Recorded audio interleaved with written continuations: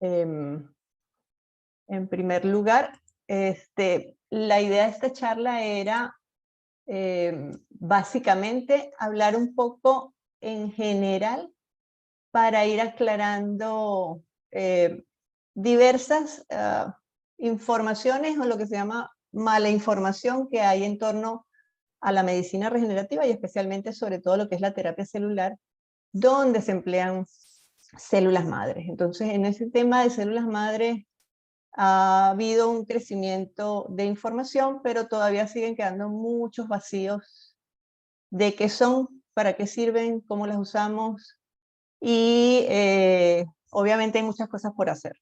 ¿Okay? La idea de la charla es hablar de manera lo más resumida posible, pero siempre buscando darles una idea general, donde podamos ir mirando cómo ha ido progresando todo lo que es el tema de la medicina regenerativa y hacia dónde va. Porque yo creo que la velocidad con que está creciendo este enfoque de medicina o estas tecnologías en medicina cada vez agarran mayor fuerza por los resultados que se ven en los pacientes. ¿Okay? Vamos a revisar algunos puntos en particular. Vamos a hablar de cómo están cambiando los paradigmas en medicina, desde lo que es la visión original de la medicina, que es el reduccionismo, hasta lo que es la parte, ya la visión, cómo está cambiando de ver todo de manera integrativa, no solamente a nivel de saberes que se han ido generando de forma natural y ancestral, sino es volver a aplicar esas tecnologías que tenemos modernas con una visión mucho más holística, más integrada.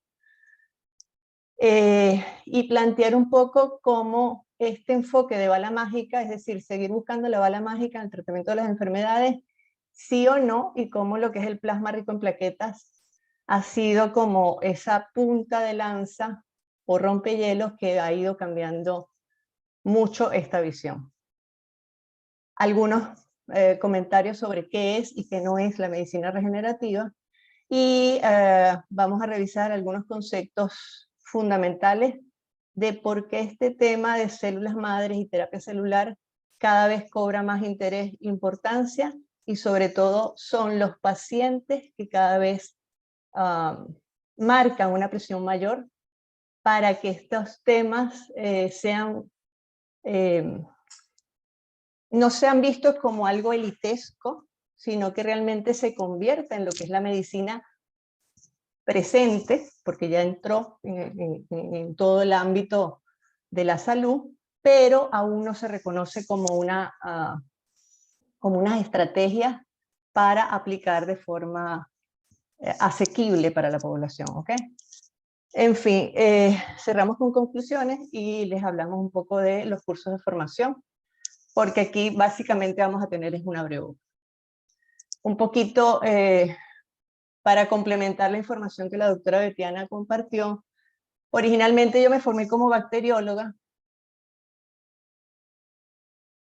en la Universidad Central de Venezuela, hice un posgrado en bioquímica, pero en ese posgrado me llevó a trabajar con lo que era el metabolismo óseo, y al regresar a Venezuela y empezar a trabajar en la Universidad Simón Bolívar, terminé teniendo la oportunidad de que por mi experticia en un biomaterial, que básicamente es un biomaterial que tenemos en el cuerpo, se cayó la pantalla. Y no me deja compartir pantalla, Betiana.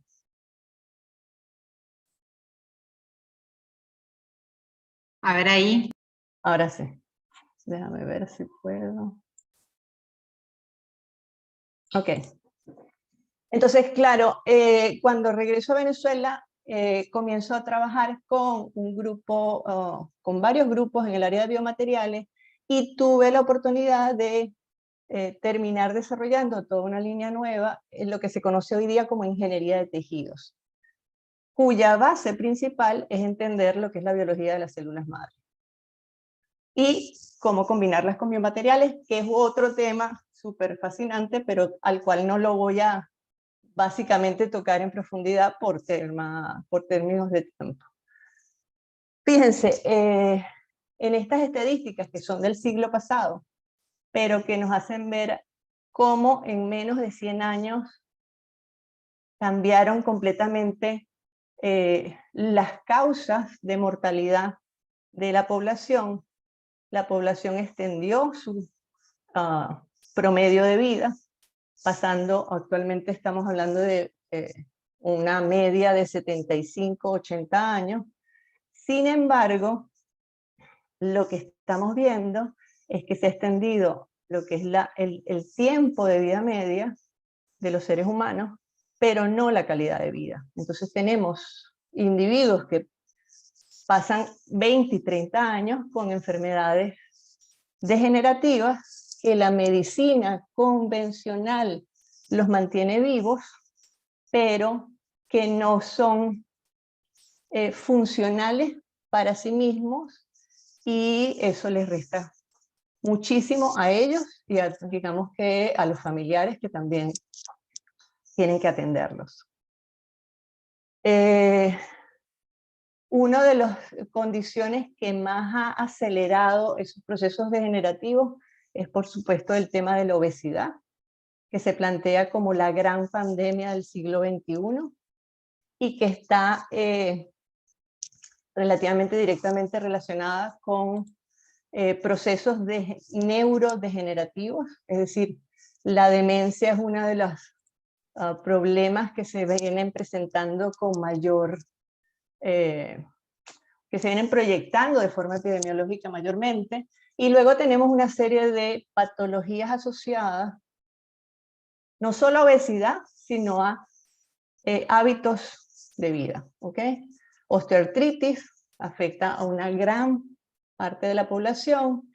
El cáncer, en mi visión mucho más actual, lo considero que es otra enfermedad degenerativa, no es una enfermedad aparte. Diabetes, infarto, hipertensión arterial, derrame cerebral, son todas consecuencias no solo de la obesidad, sino de hábitos que cada vez se van incorporando en la sociedad y que nos llevan a desarrollar estas patologías. Entonces, ahorita se está hablando de un concepto que es inflamación crónica asociado al proceso de envejecimiento, inflammaging, donde lo que estamos viendo es que hay procesos que originalmente se van alterando, como es la activación de lo que se conoce ahora como el inflasoma o inflamasoma, estrés a nivel del retículo endoplasmático, lo que es el proceso que nos protege de esas células que van degenerando, que es la autofagia.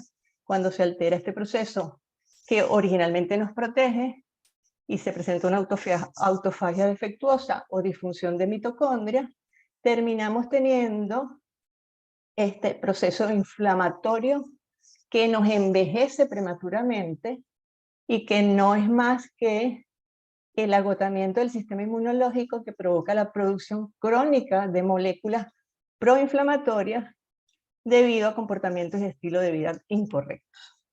¿Okay? ¿Cómo distinguir una inflamación crónica? Es bastante complejo porque no tenemos un solo síntoma. Las personas empiezan a presentar ciertos malestares y habitualmente, socialmente, tendemos a normalizarlos. Es decir, eso es producto de la edad, cosa con la que yo estoy enfrentada completamente, porque el envejecimiento a estas alturas del siglo XXI, con todas las tecnologías que disponemos y todo el conocimiento que disponemos, me parece que es una cosa opcional. Es decir, que si la gente envejece es por falta de información y no por falta de posibilidades de combatir esos procesos de envejecimiento. No es satanizando el envejecer, sino que uno tiene que prepararse para envejecer con calidad de vida. Es decir, disfrutando de esos 30 o 40 años de vida después de los 50, que sean de calidad. ¿Ok? Cuando hablamos de enfermedades degenerativas, también podemos incluir las autoinmunes, ¿ok? Donde, si nos vamos al concepto anterior, el sistema inmune al final es el que está de alguna manera fallando, o por exceso de activación, o por deficiencia de funcionalidad, ¿ok? Eso nos lleva a procesos de osteoartrosis, Alzheimer, Parkinson. Todas las enfermedades que les mencioné antes se pueden considerar enfermedades degenerativas. Por eso progresivamente el término de medicina regenerativa es el que ha ido cobrando mayor fuerza. Hay otras definiciones de la medicina actualmente. Se habla de medicina personalizada, se habla de medicina integrativa, que son definiciones de aplicaciones de la medicina que, digamos, son primas o primas hermanas de la medicina regenerativa, pero no son exactamente el mismo enfoque, ¿ok? O no se basan en las mismas tecnologías, por decirlo de esa manera. Entonces, cuando hablamos de medicina, o originalmente de la biomedicina, que es ese campo que se encarga de estudiar soluciones tecnológicas para resolver problemas de salud, nos encontramos con el primer enfoque, que fue el reduccionismo. Estamos hablando de que desde el siglo XVIII hasta el siglo XX se fue buscando entender cuáles eran las causas exactas que originaban los problemas de salud. Indudablemente, si nos vamos a la evolución histórica de la medicina, las principales patologías que mataban a la población eran problemas infecciosos. Cuando aparecen los antibióticos y se empiezan a utilizar para tratar las infecciones, indudablemente, se logran controlar estos procesos y la población de vida empieza a tener mejor calidad y empieza a aumentar el promedio de vida. Entonces, claro, esta primera estrategia de identificar no solamente cuál era el microbio en particular, sino cuáles eran las moléculas que podían atacar específicamente a esas bacterias, microorganismos, ok, ok, me está saliendo aquí una notificación sobre el micrófono. Un doctor, conocido como el doctor Ehrlich, planteó el descubrir e identificar la famosa bala mágica.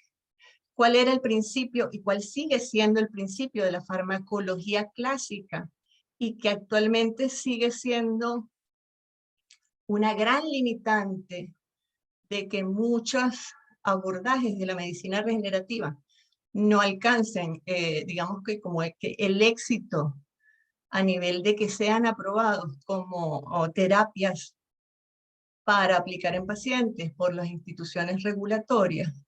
Es porque este principio indica que si se conoce la causa exacta que afecta específicamente un tejido que se está dañando, yo tendría una pastillita mágica, un compuesto único que ataca específicamente esas células o ese microorganismo sin efectos secundarios. Eso es muy importante que lo tengamos en cuenta.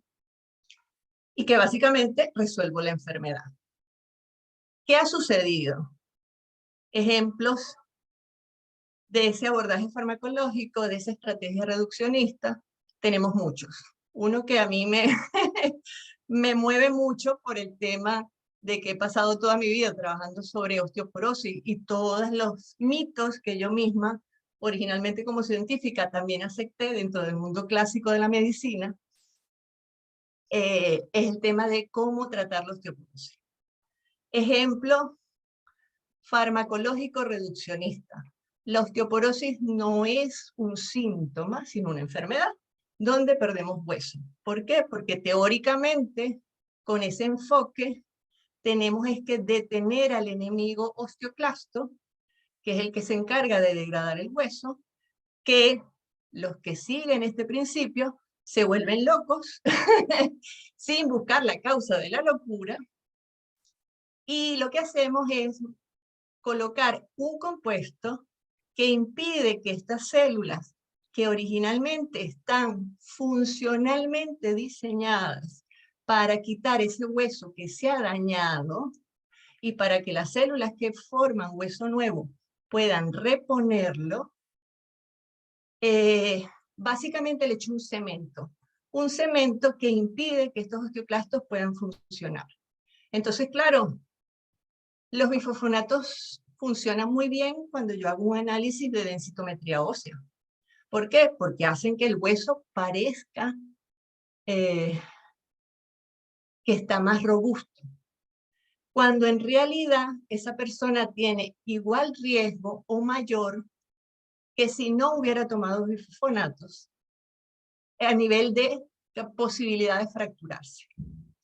Mientras que, adicionalmente, estos compuestos está demostrado no solamente que causan alteraciones de todo el sistema digestivo, empezando por irritación gastroesofágica, es decir, le meto un compuesto inflamatorio a un organismo que ya está inflamado.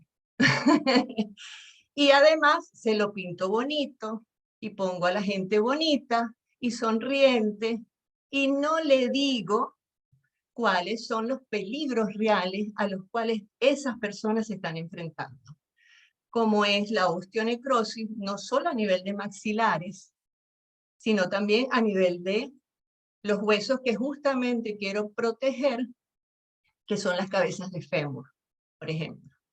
Es decir, estos compuestos llegan a alterar tanto el proceso circulatorio, que es fundamental para que mis huesos, aún osteoporóticos, funcionen, que los matan, los asfixian y los necrosan. Pero todavía hoy día, y me pasó recién, los médicos insisten en dar estos compuestos como la primera estrategia terapéutica. Adicionalmente, nos mandan a tomar mucho calcio. Es decir, estreñimiento, irritación del sistema gastrointestinal y, por supuesto, me reducen la vitamina D. Y me meten la falsa idea, yo, paciente, mujer o hombre, que apenas 15 minutos en el dorso de las manos es suficiente para generar la vitamina D que necesito para el cuerpo. En fin, esos son los mitos, pero lamentablemente la medicina convencional los sigue alimentando. Y las empresas farmacéuticas, por supuesto que también. Eso es medicina con un enfoque reduccionista, ¿ok? ¿Cuál es un enfoque holístico? Sí, Te corto 2 segunditos, Karen. Sí. Como tenés el hosting, ¿por qué no le das acceso a alguno de los médicos o a algunos que estén? ¿Le diste a todo? Perfecto, listo, no digo nada. Sí, en la medida por la queda alguno fuera. Perfecto. Les he dado acceso. Vale, entonces, estos son algunos esquemas que básicamente los traigo porque ilustran el enfoque. Este es en el área de nutrición, en donde, claro, desde la nutrición, hasta como lo vamos a ver desde el punto de vista de los infectólogos, originalmente si yo parto de un abordaje reduccionista y el nutrólogo estaría enfocándose en una sola ruta o en un solo mecanismo, estoy perdiendo de vista que esa persona puede tener múltiples factores que los llevan a tener esas deficiencias nutricionales y no solamente una ruta. Es decir, puede ser que sea por homocisteína o puede ser que en realidad haya resistencia al almidón, hiperglicemia u otras deficiencias como fibra Y si yo solamente me voy por una ruta, estoy dejando de ver el resto. Esto es en el aspecto nutricional, pero si nos vamos al aspecto más del sistema inmune, buscando cómo atender las enfermedades infecciosas, que siguen siendo un problema cada vez más complejo, puesto que se ha dado el fenómeno de abuso del uso de los antibióticos, sumando más alteraciones a nuestro sistema gastrointestinal, ¿ok? Y si el abordaje se da porque quiero ver cómo funcionan las células de mi sistema inmune de una forma individual, pierdo el contexto, ¿ok? ¿Qué proponen, por ejemplo, este grupo de investigadores en esta revisión? Que tenemos que empezar a mirar como que, si vamos a analizar el sistema inmune, cada tipo de células pueden ser las letras, la combinación de esas células, que no es banal, se convierten en palabras si lo vemos en un nivel de 2D. Si ya pasamos al nivel de oraciones, tenemos que ver esto con su mayor complejidad como un gran iceberg, donde apenas estamos mirando la punta, pero hay toda una complejidad sumergida que solamente la podemos descifrar si comprendemos otra serie de variables que influyen en el comportamiento de estas células dentro de un organismo que además es una complejidad de células somáticas con 3 veces más combinaciones de células de tipo bacteriano, hongo, etc. ¿Ok? Entonces eso nos lleva a ir desmontando esa visión reduccionista e ir colocándonos en un enfoque más holístico, más integrativo. Entonces, ¿qué es medicina regenerativa y qué no es? Desde un punto de vista muy sencillo, después de varios artículos que se han dedicado a definirla, podemos decir que es una medicina que se enfoca en buscar la reparación, reemplazo o regeneración de células, tejidos u órganos para restaurar la función dañada resultante de cualquier causa. Pero fundamentalmente, y este sí es la meta dorada de la medicina regenerativa, se basa en buscar cuáles son las capacidades de autocuración del cuerpo y estimularlas. Entonces la medicina regenerativa ha ido creciendo en estos 25 años, que es cuando empieza a tener mayor presencia. Y ahora estamos hablando de que involucra todas estas nuevas tecnologías. La inmunoterapia celular, que cada día aparecen más noticias, como una estrategia no solamente que permite tratar el cáncer, sino que ya estamos hablando de remisiones de más de 5 años sin ninguna posibilidad, porque aquí sí estamos tratando con células modificadas del sistema inmune, la capacidad de identificar esas células madres alteradas y verdaderamente eliminarlas, ¿ok? Obviamente, el tema que más nos ocupa para hoy es la terapia con células madres, pero tenemos bioimpresión 3D, nuevos matrices y andamios de cuarta generación, es decir, materiales inteligentes que se autoensamblan, etc. Un tema que cada vez cobra más importancia junto con las células madres, que son los exosomas, que vamos a trabajarlos o hablarlos muy por encimita. La terapia génica finalmente empieza a dar frutos. Está la ingeniería de tejidos y todo lo que es reprogramación celular, que son terapias que están andando, pero mucho más lentamente. Entonces nos vamos a enfocar en lo que es la terapia con células madres y los exosomas, qué son y en cómo nos estarían beneficiando.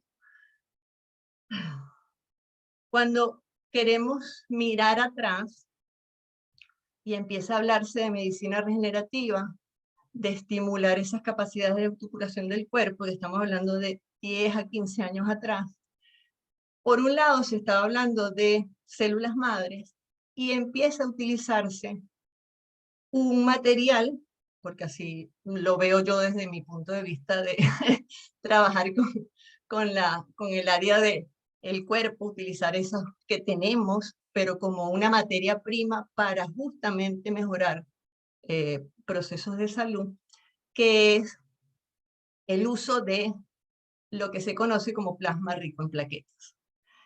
Cuando se empezó a utilizar este plasma rico en plaquetas, de por sí había mucha resistencia, y por eso es que yo lo llamo que es el caballito de batalla de la medicina regenerativa, porque a través del uso de este material que obtenemos del cuerpo del propio paciente, se han visto cómo se han podido mejorar muchos procesos que solamente antes se trataban con paliativos. Paliativos en el sentido de quito el dolor, pero no ataco la causa. No detengo el proceso inflamatorio. No promuevo regeneración. ¿Cómo funciona? Ok. Si nos vamos a la historia desde el punto de vista reduccionista, y aquí también lo aplicaron, se propone y se sigue proponiendo el tomar proteínas que funcionan como factores mitogénicos, es decir, que estimulan determinados procesos celulares. Y un ejemplo muy particular es el de la proteína morfogenética ósea, o BMP, donde es una familia muy grande. Se han identificado muchas de ellas justamente deben su nombre a que tienen la capacidad de inducir regeneración a nivel de hueso. Entonces, ¿qué hicieron los investigadores desde su momento hasta ahorita? Todavía siguen sacando nuevos productos a base de BMP. Aíslan la proteína, la concentran y la colocan o bien por vía sanguínea o bien por vía local para inducir regeneración de hueso. Muy bien, funciona muy bien, in vitro funciona muy bien, de forma sistémica aparentemente funciona bien, pero para yo poder alcanzar un efecto a nivel de hueso, aunque lo use de forma local, estoy usando cantidades muy superiores de una sustancia mitogénica que tiene un efecto muy fuerte, muy potente a nivel de las células óseas y a nivel de células madres que en presencia de esta sustancia tienden a diferenciarse en hueso. ¿Qué se ha conseguido después de varios años en donde se están usando estos productos con una visión reduccionista? Que en realidad esos pacientes se están poniendo a predisposición a que desarrollen hueso de forma ectópica, a que alteren procesos que originalmente no tienen ninguna necesidad de que se den, en casos en donde yo estoy tratando un problema óseo y le estoy creando muchas más complicaciones a estos pacientes. De hecho, hay reportes donde estas BMP pueden inclusive promover condiciones de cáncer. ¿Ok? Eso no lo dicen. O lo dicen en la letra pequeña. Igual que los bifosfonatos. Mientras que estos señores, que son las principales caballitos de batalla, o el mejor ejemplo de cómo tenemos un arsenal regenerativo activado de forma natural desde el inicio en que nos formamos como organismo, que son las plaquetas. Entonces, ¿por qué han sido tan importantes el desarrollo de las plaquetas y el uso de los factores de crecimiento de estas? Porque lo que se ha demostrado a lo largo del tiempo es que no me sirve un solo factor.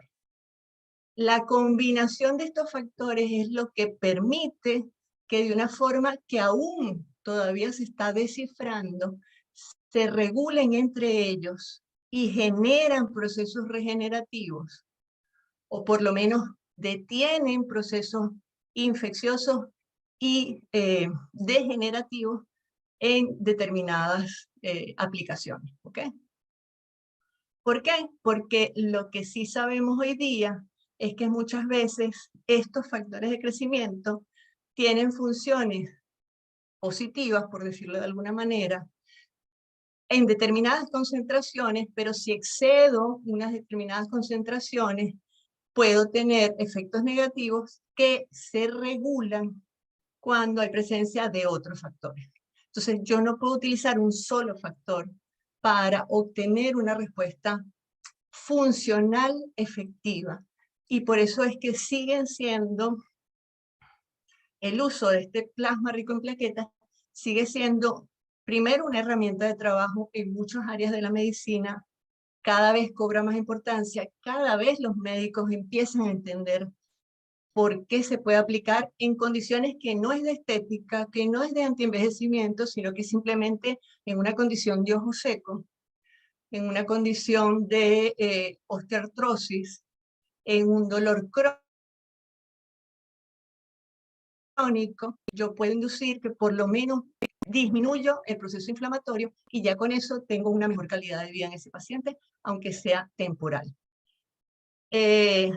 Para los que no están familiarizados 100% con lo que es el plasma rico en plaquetas, básicamente es a través de un proceso de centrifugación, que es aplicar gravedad en este tubo de ensayo, separo por densidades, es decir, por peso, los compuestos que son más pesados, que en este caso son los glóbulos rojos, o las partículas que tengo en la sangre, glóbulos rojos. Aquí me queda una capa muy delgada, blanca, donde las plaquetas se van distribuyendo como una gradiente de densidad. Si yo tomo esta región, sería la que está enriquecida con las plaquetas. Si tomo esta región, corresponde al plasma pobre en plaquetas. Y si adicional a eso utilizo un activador, hago que estas plaquetas se lisen y se libere toda esa serie de factores que vimos antes. Ahora, ¿todos los plasmas tienen igual potencial regenerativo? Obviamente no. Es decir, de nuestros trabajos con pacientes en el laboratorio quiero decir, trabajos que hacíamos en conjunto con los médicos de cirugía plástica, encontramos que cuando cultivamos las células de los pacientes con su propio plasma, es decir, con lo que se llama el lisado plaquetario, tomamos las plaquetas, las activamos, y esos factores que se liberan los utilizamos para alimentar las células dentro del laboratorio. Veíamos que había personas de 56 años, 60 años, cuyas células crecían de forma impresionante, y había otras personas, otras pacientes, que tenían menos de 40 años, cuyas células no crecieron nunca. ¿Por qué? Porque ese plasma obedece a lo que esa persona consume, mantiene como calidad de vida, y aquí vale la pena mencionar que somos seres integrales. Cada día cobra más importancia lo que comemos, porque cada día cobra más importancia esa combinación de microbiota o microorganismos en nuestros intestinos y en otras partes del cuerpo, con lo que consumimos. Cada día hay más evidencia de que todos los edulcorantes, incluyendo la stevia, nos inflaman. Nos inflaman, hace que esos microorganismos produzcan agentes proinflamatorios que van a la sangre, por supuesto al plasma. Por lo tanto, no todos los plasmas son iguales. Y no todos los plasmas tienen el mismo potencial regenerativo. Y dependen de forma individual de cada paciente. Hablamos también de disbiosis, y ustedes se preguntarán qué tiene que ver eso con medicina regenerativa. No me estás hablando de células madre. Sí, estamos hablando de células madre de forma indirecta. ¿Por qué? Porque todos estos agentes alteran al final al sistema inmune. Entonces, cuando hablamos del PRP en particular, aquí vemos la gran cantidad de potenciales aplicaciones en el área dental. Cada vez cobra mucha más importancia. Ahorita vamos a ver algunos ejemplos realmente importantes. Obviamente en el área de estética y cirugía plástica, pero en todas las áreas que tienen que ver con tejidos conectivos, cada vez ha cobrado más importancia. como uno de los recursos que tenemos en medicina regenerativa de primera mano. Aquí simplemente les traigo un ejemplo rapidito, no sé cómo voy con el tiempo, de cómo solamente el uso de plasma rico en plaquetas permite recuperar todo un área necrótica de la mandíbula de esta paciente, ¿ok? Donde se tuvo que retirar pedazos de ese hueso totalmente necrosado, y en este caso se utilizó esa plasma rico en plaquetas que se obtiene por un proceso, digamos que estandarizado por un investigador de acá de España, que es el Endoret, pero independientemente del procedimiento, lo que sí se ha demostrado es que este plasma rico en plaquetas funciona para activar esos procesos regenerativos a nivel de boca, a nivel dental o bucal. En este ejemplo, apenas en una semana esta paciente que tenía una necrosis bien avanzada, ya empieza a responder y luego de 20 semanas ya tiene total recuperación. ¿Okay? Nos quedan 5 minutos, Karen. Yo abro las preguntas. Sí, abro las preguntas porque, bueno, quizás nos genere esto de que queremos, seguir Todavía en ni siquiera una entraba en segunda. células madre, pero bueno, podemos hacer que quedemos más tiempo o lo que fuere, pero si no, yo abro el chat de preguntas, vale, y quizás perfecto, direccionemos más a así lo que estamos esperando. Perfecto, rápido. Genial. Entonces, quienes quieran hacer consultas, las dejan en el chat y las leemos y las vamos respondiendo. La presentación. Exacto. Entonces, claro, cuando nos vamos además del plasma rico en plaquetas, aparecen las células madres. Entonces, originalmente, ¿cuál fue el primer mito con las células madres? Uno es que las células madres, al ser madres, deberían saber qué hacer. Y lo otro es que ellas van a llegar al sitio del daño y se van a quedar allí y van a reemplazar las células dañadas y van a diferenciarse en el tejido dañado. Ese fue el primer mito. El otro mito es las células madres, ¿qué es lo peor que puede pasar? Que no pase nada. Y por esas cosas empezaron a aparecer una serie de incidentes realmente complicados.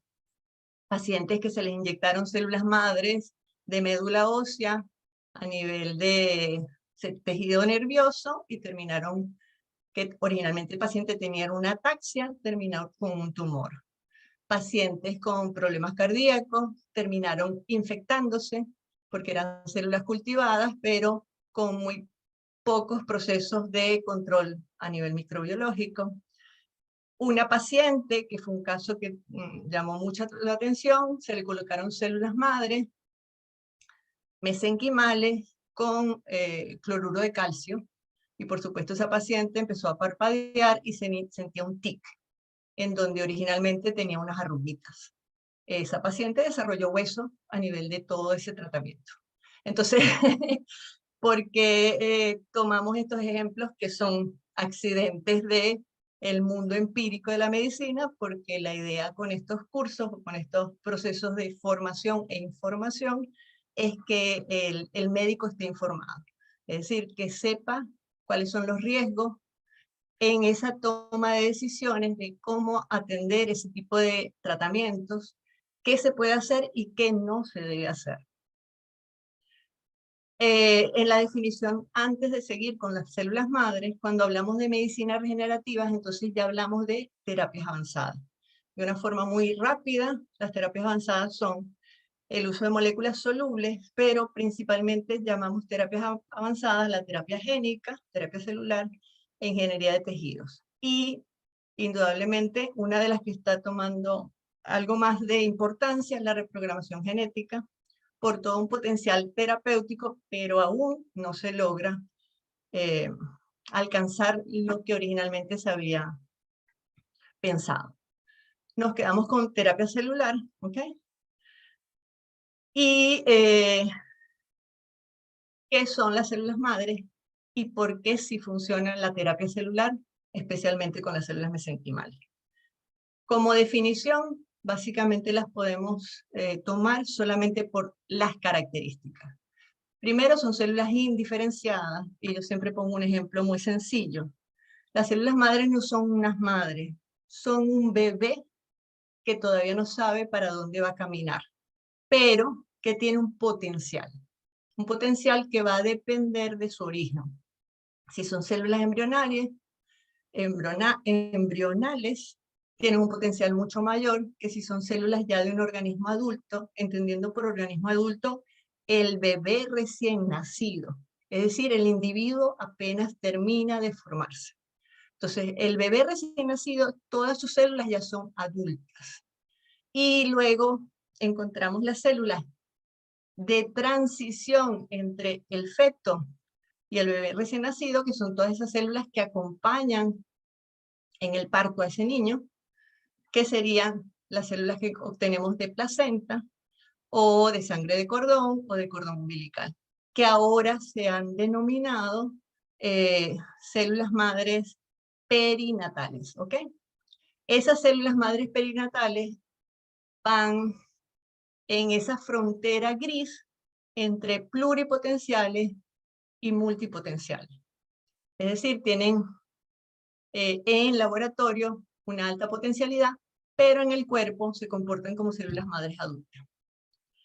La segunda característica es que se distinguen por su capacidad de autorrenovación, entendiendo por autorrenovación el que cuando se divide esa célula, una regresa al nicho, que es esa cueva en donde se mantienen de manera como en reposo, esperando una nueva cadena de señales que la activen, y solo la otra, en la mayoría de los casos, porque a nivel de biología de las células madres hay todo un mundo, es la que se va a activar, genera un alto potencial de multiplicarse, son células ya progenitoras, hasta que terminan de alcanzar completamente su diferenciación. Para lo que nos interesa, podemos ver que en apenas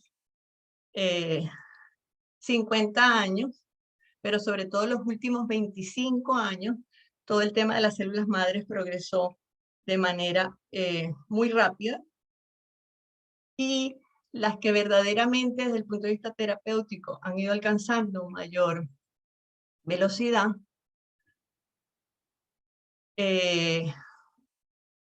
son las células madres mesenquimales. Voy a leer un poquito las preguntas o comentarios que tenemos en el chat. La doctora Marta Elena dice, ¿son necesarios los kits comerciales para preparar el PRP o se puede hacer en una centrífuga con control de temperatura y revoluciones? ¿Cuáles son las ventajas y desventajas? Del PRP podemos hablar mucho, de un tema muy resumido. No es necesario un kit. Basta que sí se tengan unos criterios para la obtención de ese PRP y conocer cuáles son esos criterios es parte de lo que tenemos en cuenta para la parte formativa, porque sí tienen una cantidad de, digamos que detalles técnicos que es importante que el médico conozca y maneje. El doctor Roberto Ramírez nos dice que hay que aclararle al paciente que el PRP no son células madres, estoy totalmente de acuerdo, porque muchas veces se presta no solo a confusión, sino que hay médicos que dicen que lo que están es inyectando células madres, cuando en realidad lo que están utilizando es plasma rico en plaquetas. ¿Ok? Ok. Acá Claudia nos dice con qué activan el PRP, porque hay varias escuelas. Esa era una duda también que yo tenía con respecto a si es necesario la activación o no. Las últimas tendencias dicen que no es necesario. Hay diferentes mecanismos de activación y va a depender de, digamos, las facilidades que también se tengan en cada país. Desde el punto de vista de experiencia de nosotros en el laboratorio, el mejor producto para activarlo es el cloruro de calcio, Sin embargo, en muchos países prohibieron inclusive su venta. Entonces se utiliza un compuesto que es el gluconato de calcio, si no recuerdo mal, que también funciona. Pero hay otros procesos en donde se puede utilizar activación por UV. Y, por ejemplo, en algunos casos utilizan ozono como para preactivar o pretratar esas células. Lo que sí se sabe es que las plaquetas se activen o no se active el proceso de la coagulación antes de colocarlas, se lisan naturalmente cuando uno las coloca a nivel local, y por supuesto al lisarse liberan los factores de crecimiento. Entonces es un proceso un poco más lento, pero igual se activan. Donde es muy importante activarlas cuando estamos trabajando en el área odontológica o cuando queremos regenerar procesos a nivel de piel.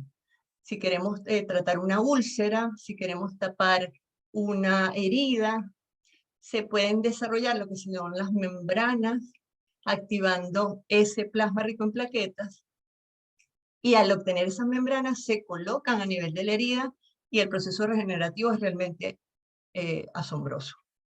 ¿Ok? Entrando de lleno ya lo que es terapia celular, y ojo, hago la distinción, terapia celular es el uso de esas células sin biomateriales, es decir, es la aplicación directa de esas células, o bien mínimamente manipuladas, o bien obtenidas en un laboratorio por un proceso que se conoce como expansión, que es colocar esas células con diferentes factores, hacerlas crecer, multiplicarse y luego colocarlas en el paciente. Cuando estamos hablando de que esas células con diferentes biomateriales para producir un tejido o un pretejido, ya estamos hablando de ingeniería de tejido, ¿ok? Que no es el tema porque ya nos hemos extendido un montón y todavía me falta un montón de cosas. Bueno, pero a ver, Karen, acá un poco da lugar a esto, ¿no? Es apasionante, uno va escuchándote y la verdad es que quiere llegar al final para terminar de comprender todo, pero también convengamos que son pocos minutos y mucha información. Pocos minutos, y que ni siquiera en una charla de 5 horas logra uno siquiera hacer esto. Por eso es que me gustaría que terminado o en el momento que vos creas necesario expliques de qué se trata el curso que vos dictás y que formás parte, para que todos aquellos que quisiéramos profundizar en este tema podamos realmente sumergirnos, porque es un mundo, no es algo tan... E incluso, como decía el doctor Roberto, ¿no? Nuestro gran amigo, decía, algunos médicos hasta hablan de plasma y hablan de células madres. O sea, la desconexión real del saber, o de lo que hasta ahora se sabe, es realmente muy importante. Obvio que vamos a ampliar, vamos a quedar en contacto, pero está bueno saber que tampoco vamos a llegar a darlo todo. No, apenas es una abreboca. La información del curso se las tengo al final. Voy un poquito más rápido. Fíjense, ¿cuáles son las células mesenquimales? Básicamente se dieron muchos nombres, hay mucha discusión entre si son estromales o mesenquimales, y Arnold Kaplan fue uno de los investigadores que más información ha aportado en este campo. ¿Qué son? De manera muy sencilla, son las células que originalmente se identificaron a nivel de la médula ósea, pero no son las que nos sirven para producir las células que van a la sangre, ¿ok? Que son las hematopoyéticas, sino que son todas esas células que están sosteniendo la maduración de estas células de la sangre, y que por eso se les llamó mesenquimales en primer lugar, porque formaban parte del mesénquima de la médula ósea. Es decir, son esas células que daban sostén o que dan sostén a estas células de la sangre. ¿Qué es lo más maravilloso que se ha venido descubriendo cuando se empezaron a utilizar estas células? Uno, que estas células se empiezan a, digamos, a nivel de laboratorio, a identificar porque son células que se adhieren a lo que se llama el plato de cultivo. Las hematopoyéticas no. Entonces, claro, ya por allí se empezaron a trabajar y se encontró que no solamente eran el soporte para las células hematopoyéticas, sino que eran las que daban origen a esos tejidos de lo que es el mesodermo. Mesodermo es la capa intermedia dentro del embrión que da origen a los tejidos conectivos.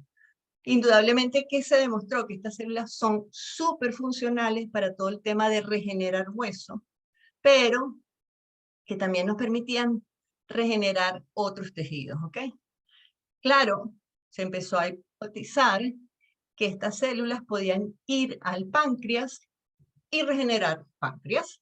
¿Por qué? Porque tenían un cierto potencial regenerativo y las empezaron a colocar de una manera muy empírica con la premisa, uno, de que originalmente eran células del propio paciente, que al final, que era lo peor que podía pasar, que no pasara nada, y se encontraron resultados bien interesantes. Uno fue que efectivamente estas células hacían que esos pacientes con diabetes dejaran de tener que consumir insulina exógena porque normalizaban sus niveles de glicemia. Lo único que se encontraron es que no era permanente en el tiempo. Había pacientes que respondían hasta por 6 meses, inclusive un año, pero después de ese año volvían a necesitar nuevamente insulina. Entonces, claro, se empieza a investigar y se encuentra que definitivamente esas células no se quedaban en ese tejido, pero había un efecto beneficioso. Se empezaron a utilizar para muchas patologías. Ahorita vamos a ver la lista realmente impresionante, que ahora cada vez más hay más evidencia científica que soporta esos resultados que originalmente eran muy empíricos, y se empezaron a identificar también varios tipos de tejidos, además de la médula ósea, de donde podemos sacar cantidades importantes de células madres mesenquimales. ¿Cuáles son esos? El segundo, después de la médula ósea, fue el tejido adiposo. Luego se empezó a trabajar con la pulpa dental. Hay gente que trabaja con células de la menstruación. Hay gente que trata de trabajar con células de la orina. Ninguna de esas me gusta desde el punto de vista formal de investigación y resultados, pero bueno, lo siguen intentando. ¿Qué sucede? Las que más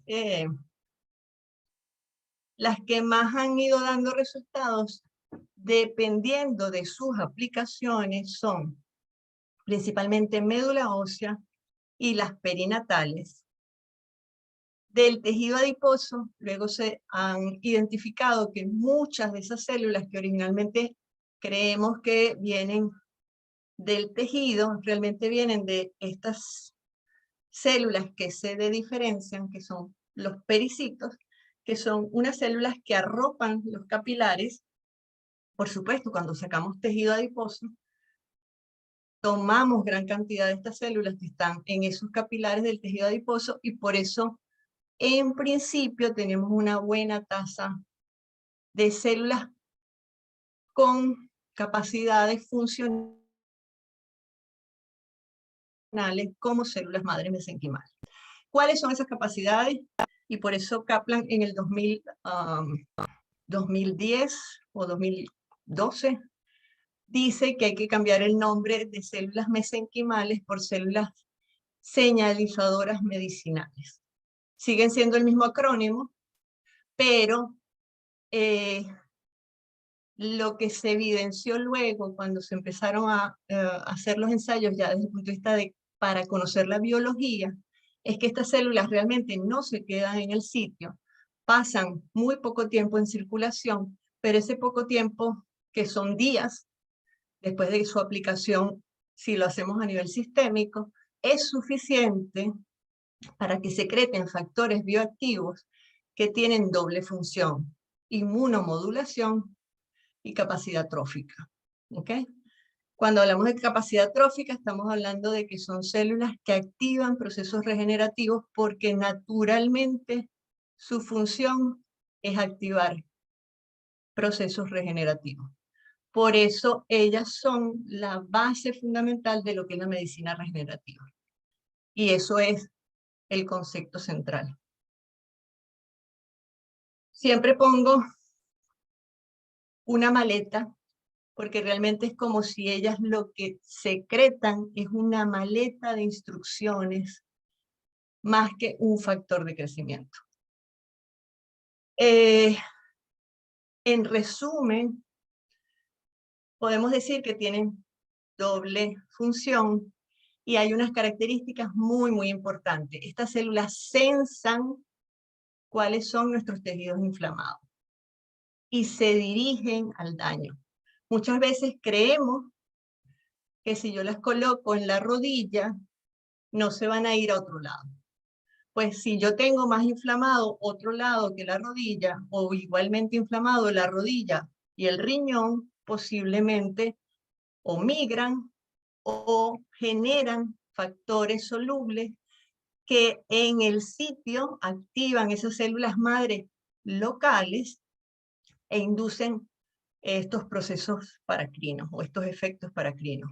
Angiogénesis, mitogénesis, es decir, crecimiento y diferenciación de esas células madres locales, detienen la apoptosis en procesos degenerativos, que es cuando esas células están activadas y se suicidan. Gracias, Roberto. Sí, efectivamente, Roberto ha sido uno de nuestros primeros estudiantes. Y finalmente, el efecto más notable es la capacidad de inmunomodulación de estas células, que no es inmunosupresión y que es un proceso que va en el juego de, si yo tengo un sistema inmune deprimido, lo activo, y si tengo un sistema inmune hiperactivado, le pongo una luz roja y lo bajo, ¿ok? Eso es el efecto de inmunomodulación, que es el efecto más notable y que lo que investigamos y trabajamos con estas células a nivel de laboratorio, buscamos estimular para poder aplicarlo como terapia. En este esquema muy sencillo, a propósito del sistema inmune, cada vez cobra más importancia la capacidad de la, digamos, de cambiar ese fenotipo de los macrófagos. Y estas células juegan un papel fundamental en esa regulación de los macrófagos. Hoy día estamos trabajando hasta con biomateriales que estimulen al máximo este cambio del fenotipo del macrófago, porque es un pilar fundamental de esa propiedad inmunomoduladora de estas células. ¿Ok? Adicionalmente, ¿qué hacen estas células? Regulan las natural killer, regulan por liberación de diferentes factores. El resto de estas células, sobre todo las TH1 y las TH2, ¿ok? Inhiben las TH2, estimulan las TH1, y de esa manera restablecen el equilibrio, el fino equilibrio que tiene que existir en ese sistema inmune, que es la base fundamental de todas las enfermedades degenerativas, incluyendo el cáncer. ¿Ok? Por eso para mí siguen siendo el caballito de batalla.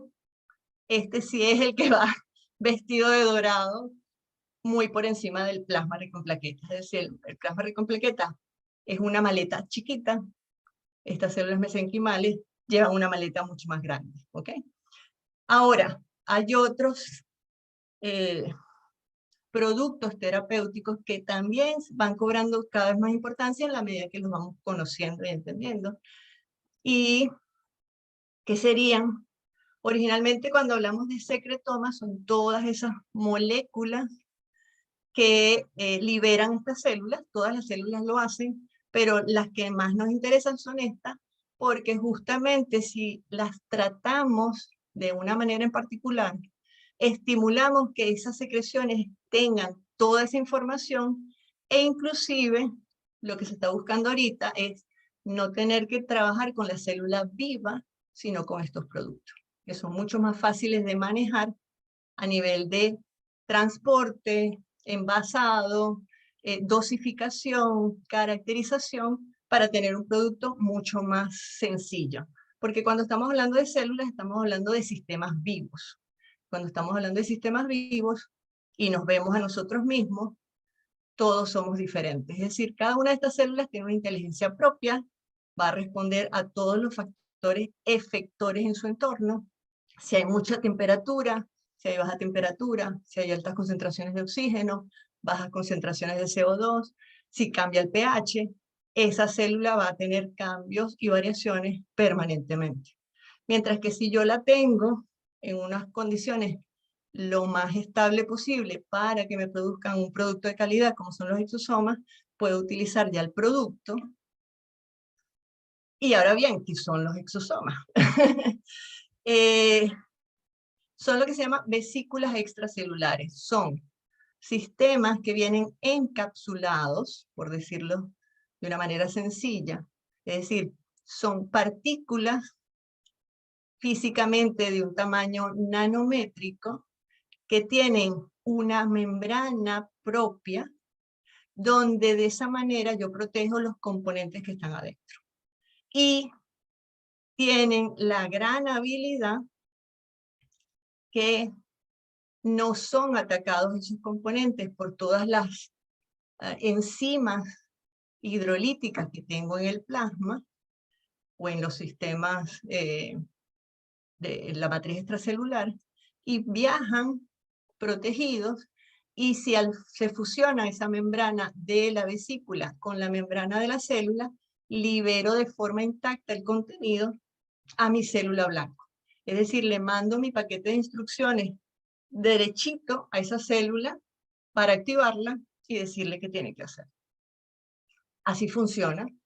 Son mecanismos que tenemos, que cada vez entendemos mejor, y que por eso se están consiguiendo sistemas de no solamente atacar los síntomas, sino verdaderamente, finalmente, atacar la causa. ¿Okay? Ojo, cuando se habla de enfermedades degenerativas, nunca decimos que hay una sanación. Realmente lo que se presenta o se busca es un proceso de revertir cuál es la alteración y restablecer el equilibrio y funcionalidad. De manera muy resumida, porque ya estamos, creo que más allá del tiempo, siempre me extiendo, que traté de hacerlo lo más corto. Los exosomas son esas vesículas de tamaño nanométrico que por términos físicos nos permite separarlos en el laboratorio, y de esa manera los podemos no solamente estudiar, sino trabajar con fines terapéuticos de una manera mucho más confiable, y que están presentes en todos lados. Es decir, los exosomas no solamente los liberan estas células, los liberan las bacterias, las levaduras, la leche, las plantas, ¿ok? Todas esas informaciones que las células, independientemente de su origen, generan, son vesículas extracelulares, y en particular las que más están cobrando importancia son los exosomas. Para cerrar, enfermedades que se atienden hoy día, que cada vez se tienen mejores resultados, que ya estamos hablando de que nada más de los reportados en estudios de fase clínica 2 y 3, estamos hablando de cuando uno coloca células mesenquimales, aparecen alrededor de 1000 y pico de estudios reportados. Sin embargo, hay mucha gente que ya está trabajando con estas células en consulta, y podemos atender enfermedades a nivel del ojo, como úlceras corneales, problemas de glaucoma. Se está trabajando con retinitis pigmentosa, con menos resultados, porque siempre estamos hablando del sistema nervioso, ¿ok?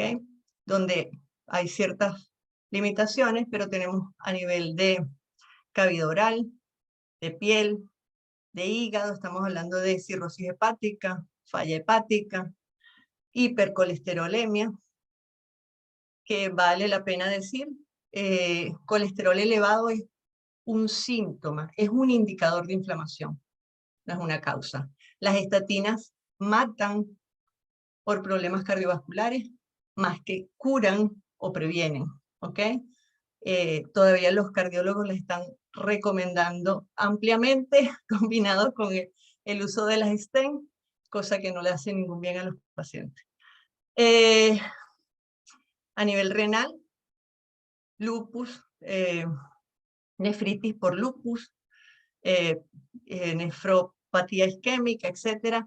A nivel intestinal, en la enfermedad de Crohn hay resultados de estudios utilizando células madres mesenquimales que son impresionantemente buenos por su efectividad.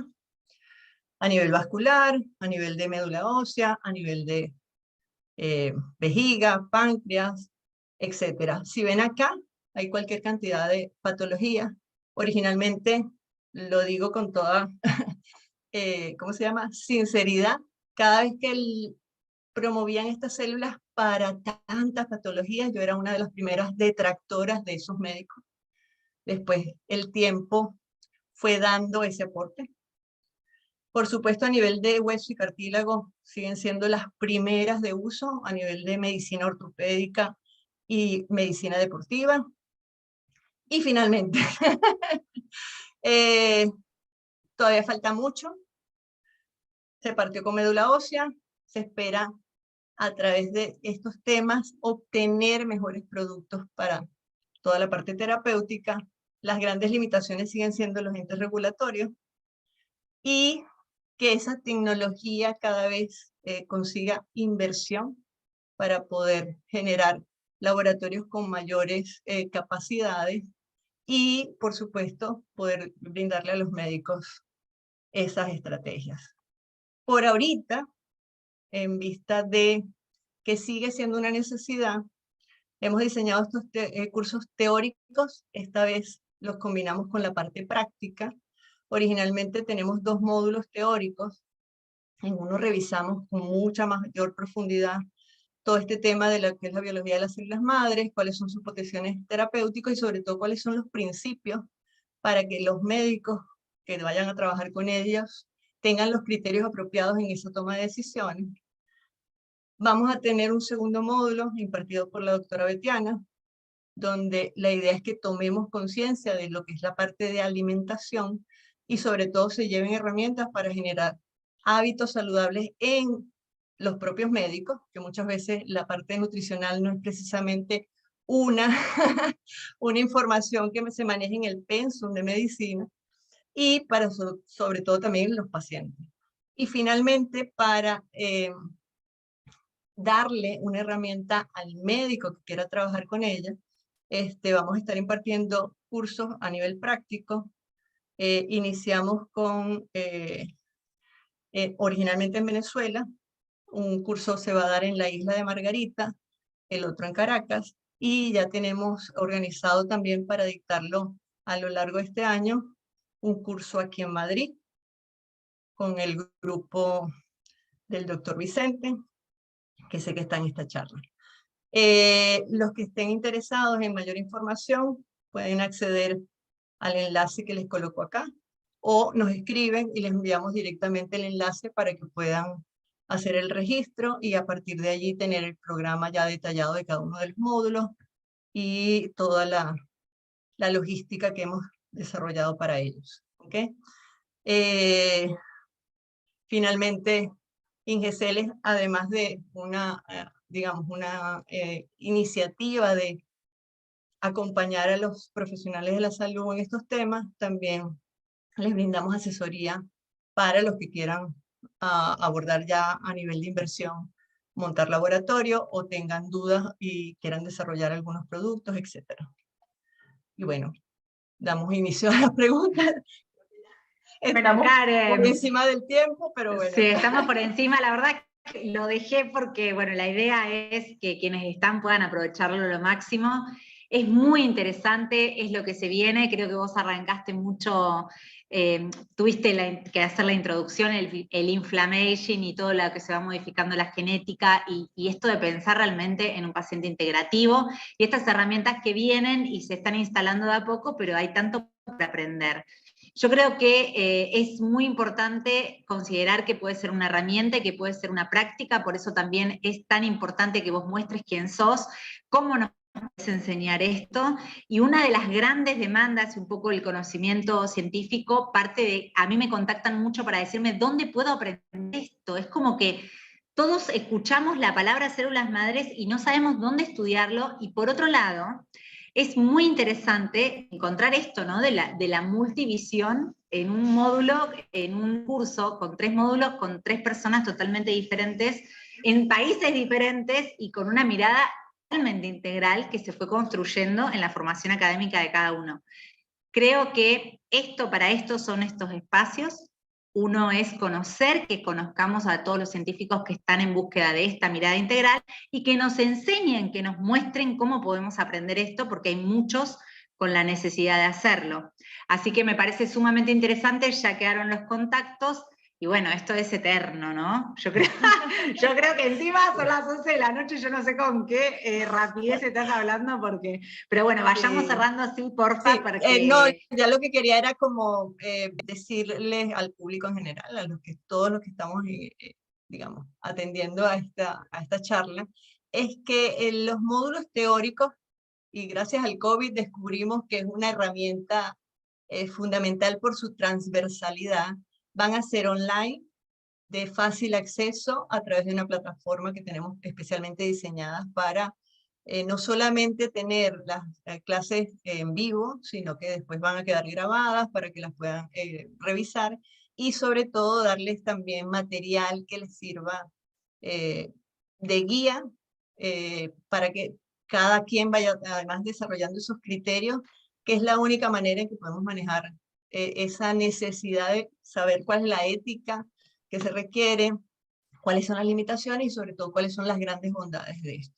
El módulo 3, obviamente al ser práctico, originalmente por este año lo estamos haciendo en estas 3 locaciones, pero la idea es reproducirlo en otros países de Latinoamérica, de tal manera de que en principio por lo menos tengan las posibilidades de aprender la técnica que es usada por el doctor Sánchez Golding, que es el de uso de células a partir de médula ósea, autóloga, mínimamente manipulada, con importantes ventajas que, como les quise mencionar, pero muy por encima, obviamente no solamente necesito células madre, sino complementar con cambios de hábitos alimenticios, una visión integral, mejorar esos procesos de disbiosis en los pacientes, hacerles tomar conciencia de cambios importantes y relativamente sencillos que pueden ir haciendo para que cuando apliquemos esta terapia celular realmente tengamos una efectividad mucho mayor. ¿Ok? No sé si quieres agregar alguna... Yo creo que la comunicación y esta comunidad que estamos generando es lo que hace que sigamos en contacto. Agradezco realmente, hay muchos buenos comentarios sobre esto, sé que va a haber muchas personas que se van a conectar después, y nada, bienvenidos a esta comunidad, quedamos en contacto, y es importantísimo la interacción para lograr esta medicina integrativa que realmente se genera de esta manera, capacitándonos de manera constante y buscando siempre respuesta a las miles de preguntas. Y vos dijiste algo que me pareció sumamente interesante y que con esto quiero cerrar, que la medicina convencional nos da pastillas para mantenernos vivos, ¿no? Pero ¿qué es estar vivo? Y lo terminaste de definir como es realmente tener calidad de vida. Eso es estar vivo. No es tirar la cabeza mugre, puesta.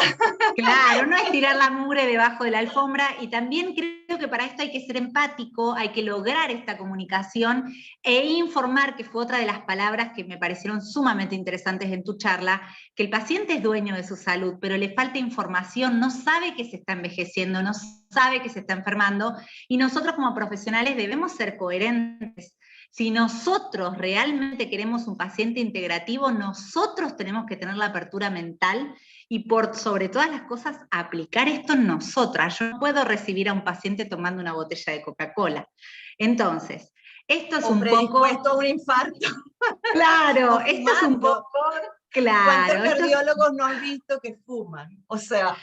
Por eso, pero creo que es empático, es lindo, porque uno también, como médico, también es paciente y también es una persona con muchas situaciones especiales, que muchas veces tampoco sabe cómo hacerlo, ¿no? Es loquísimo.